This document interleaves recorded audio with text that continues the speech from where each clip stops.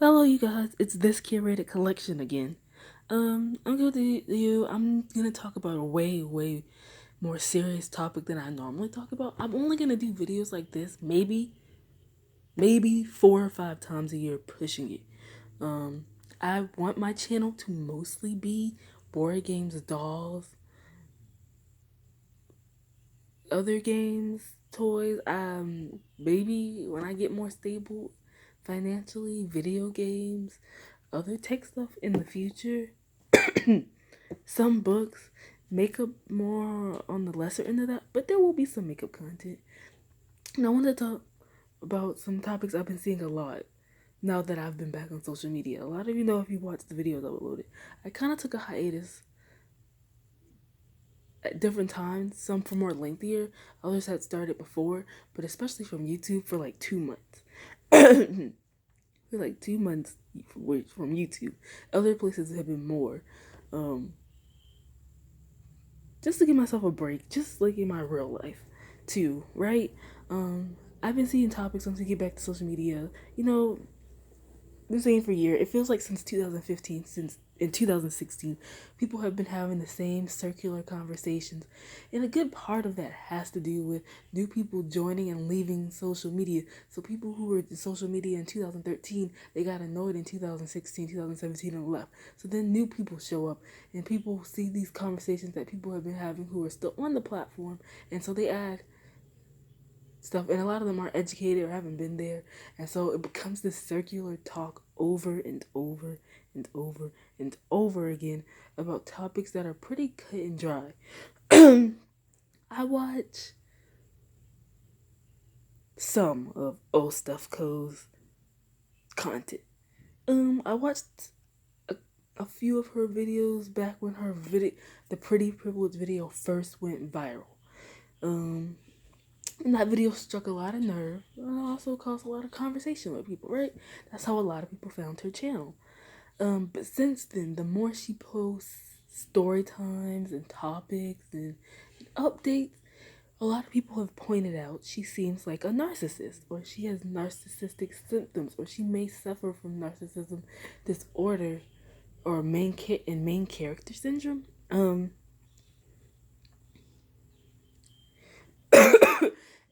Which may or may not be true. Obviously, I'm not a professional. We're not her guidance, her counselors, her therapist, her doctors to know exactly what it is, or if she's even working on these things. Because she did have a video. I did watch this video where she said she actually started doing YouTube videos, which is something people seem to leave out in the responses back to her, or when they mention her as a form of therapeutic release. The difference was her channel became very popular, so she used to have her comments cut off. It was purely therapeutic. But then once people started requesting, she left her comments on for a few videos. I guess videos she thought would strike less nerves. People started requesting and going back to those videos from the videos she had her comments shut off on from that point on, even still, and telling her why would she would undisable your comments, and she started growing this big following. And and with that, I think that people always mention a lot of stuff. So I guess she opened up her comments permanently.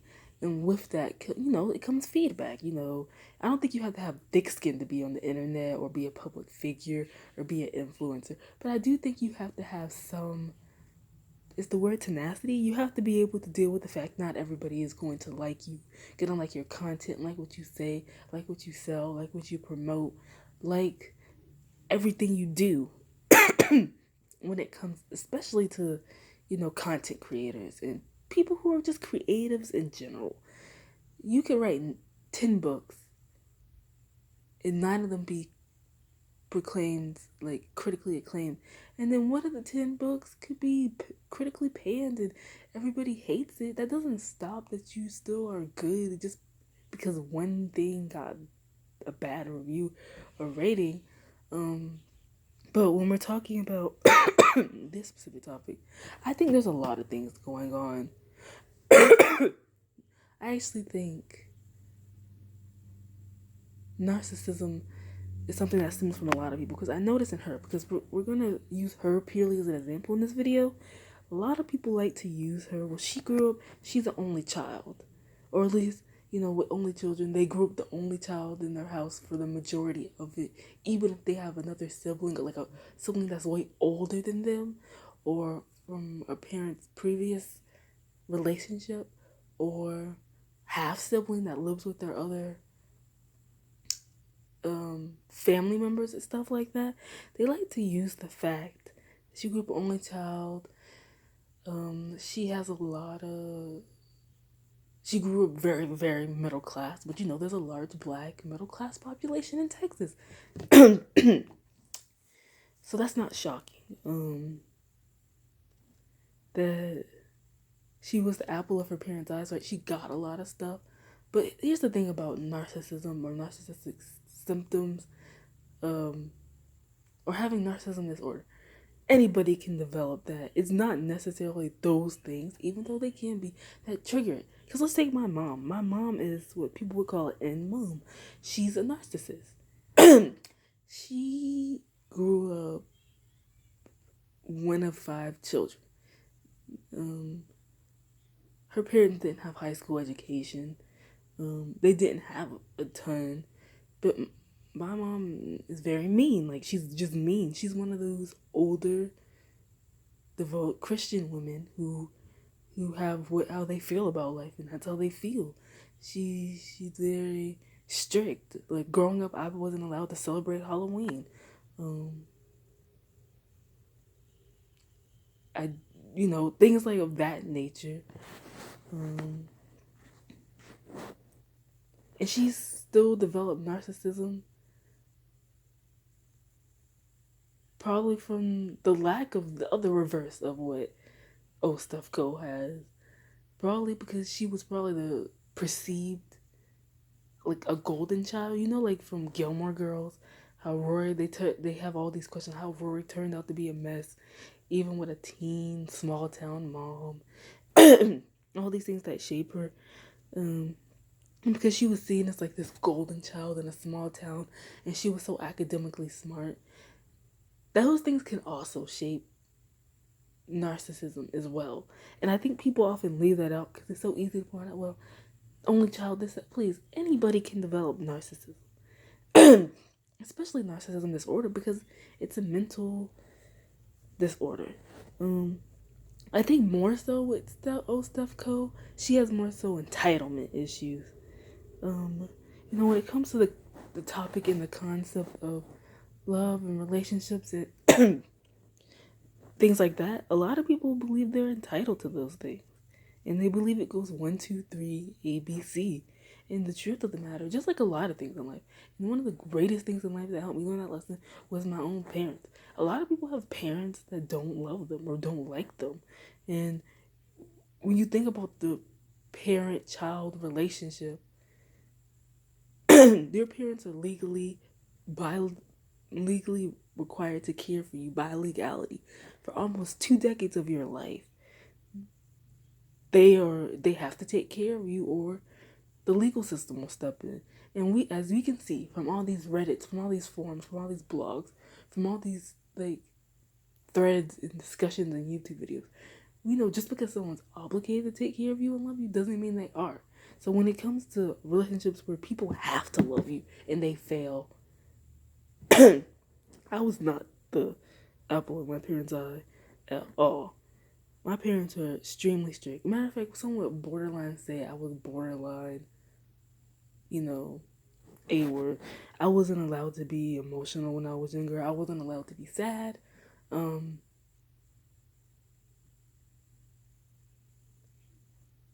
None of my emotional needs, my mental needs were met as a child. They weren't.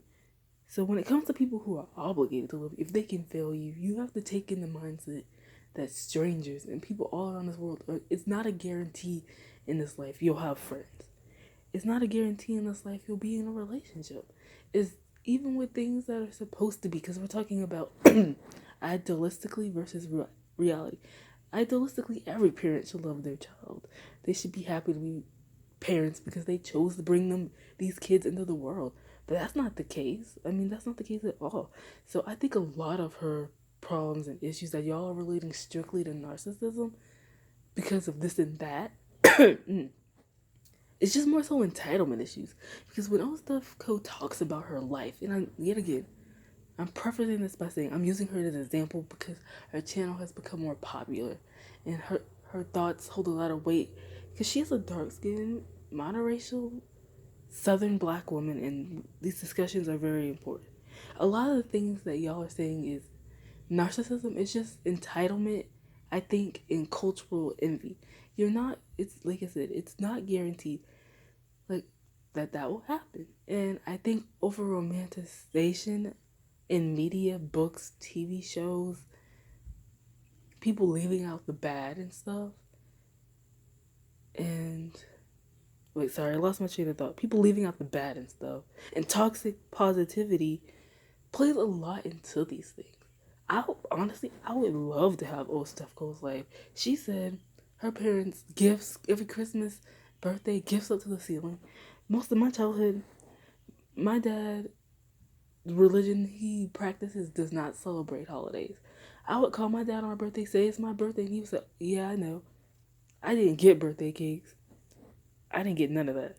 So in my life, and things like that, I would switch her life in a heartbeat. She seems academically gifted. She was able to go to college.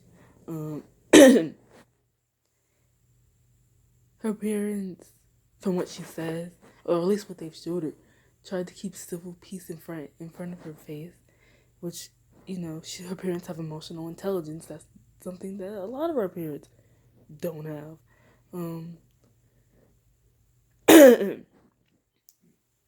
When we talk about these discussions, I think she also has a lot of cultural envy because when she brings up stuff about pretty privilege, she usually uses women from other cultures and races. She hardly ever uses other black American women. Whether they're light skinned, caramel colored, brown skin, dark skin. And she just has stuff that black American culture is set up a lot differently than a lot of other cultures. A lot of the stuff she's attributing pretty privilege to, and y'all are attributing narcissism to, is mostly just she has entitlement and she has cultural envy. And I think that's something big to bring up when we discuss these topics. And how and these things that people are leaving out. And a lot of the responses to her videos have made me cringe because they have a lot of toxic positivity responses and this new age vibe manifest weirdo mess instead of actual factual commonsensical discussions this way about why she feels what she feels. Narcissism, entitlement, cultural envy, reality versus idealisticness. And I think the big thing it boils down to is, her being a Christian, because obviously, like I said, I grew up a Christian.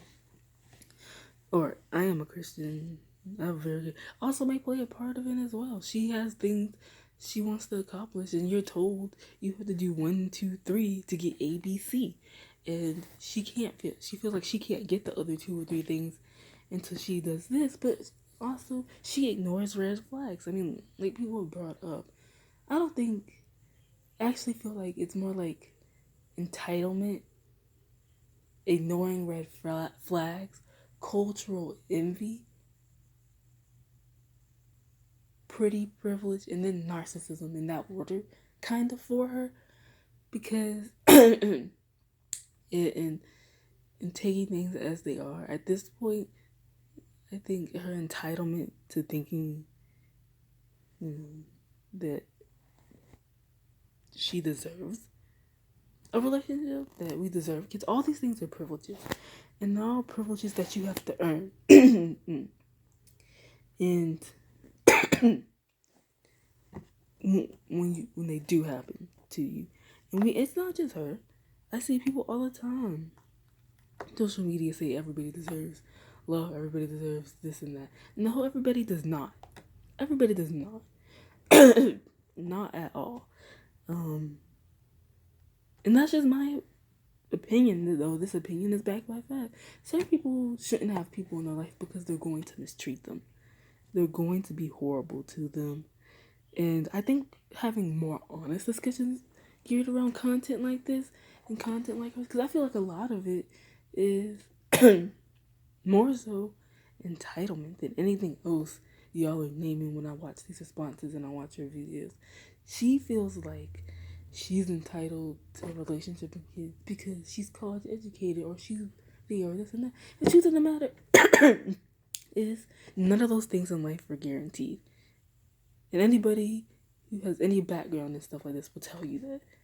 I used to think, like, Gilmore Girls rotted my brain when I was younger because it had me convinced I was going to have this cool, close bond with my mom and that she was going to be my best friend and we were going to be besties.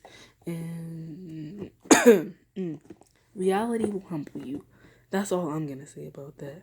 Reality will humble you because that is not the case. And it's a case of somebody who is obligated 2 decades of your life to take care of you, can mistreat you, and be horrible to you. And you gotta think about it that from a stranger's viewpoint, it's not guaranteed. None of that stuff is guaranteed. And I think she struggles really more so with something that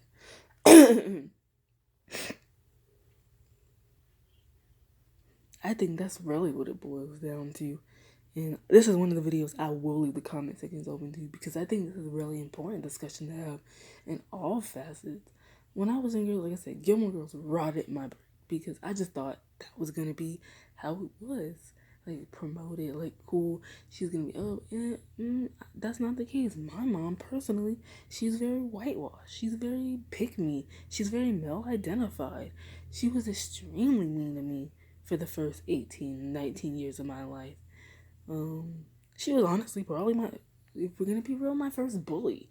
Would always be super hypercritical of me and would punch down on me. I'm using that figuratively and not literally. For the first 2 decades of my life. And that's shocking because in media you're told like your parents are gonna be people who are always there for you, and that's literally not true. In reality. Now, some people do have that, but that's not a guarantee. And a lot of people feel like they would trade places with old stuff go. She said her parents, she gave her the best of everything, which obviously shaped her because she's obviously very hardworking. She was an academic, clearly. She was a teacher. She did tutoring. She coaches. Now she's launched a successful YouTube channel. So I think, I think she struggles with that because always gotten rewarded. And that's what I was going to say. People bullying up her parents. When people like, you take my mom who had the opposite experience with someone like, okay, self-co, grew up poor, grew up one of many siblings, was a teen mom, had paid for her own college experience. That doesn't stop someone from developing narcissism, especially if they're seen as the golden child who got it right and they've always been rewarded for that. Because I don't think it was just her parents rewarding her. If she's a teacher, then she probably was pretty good academically, which means she got rewarded at school as well. If she was a coach and she did whatever it's stepping, tumbling, cheerleader, gymnastics, and she could coach, she probably did pretty good at it, which is a lot of things about the golden child stuff and being just perceived as so special and different. Other people that are in that first 20, 21 years of your life can super validate that. And you don't realize that's what's also stunting you. Because my mom can't take criticism either. Most people who come from that type of background Whenever they do their first failing, they flip out. Whenever they first fail, they flip out because they're always used to everybody telling them how great they are, how smart they are, how exceptional they are.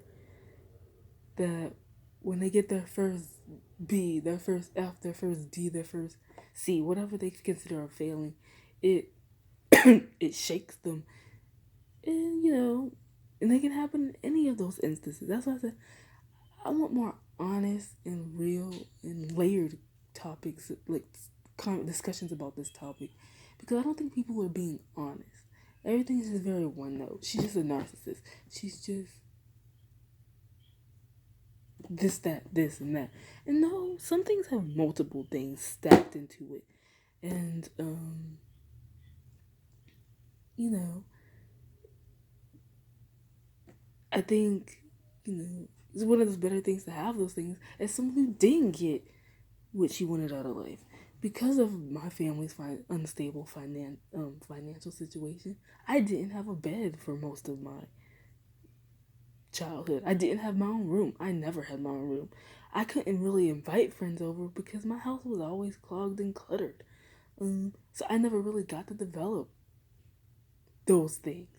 Like I said, there's a lot I want to talk about. Like I said, I will put a warning because this is a heavier topic, but I don't think a lot of y'all, and sometimes some things you just can't speak on because it's not in your range. And some of these things, the internet, social media platforms, YouTube, they give us people who didn't usually have a right to speak on things, a right to voice their own opinion, and sometimes their opinions are informed, and a lot of times the opinions are not informed, and so we shape and go off of that. But do I think she's a narcissist? To some extent, sure. But I think she has more entitlement and cultural envy and golden child syndrome and then pure narcissism. Purely, that's the only thing. And I think people, as they learn these terms, they start to overuse it.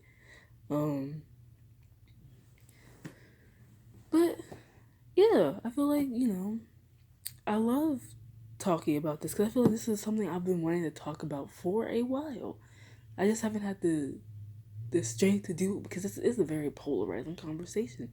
That things don't always just go this one linear route to talk about. So yeah, you guys, I will leave the comments open for this. Bye.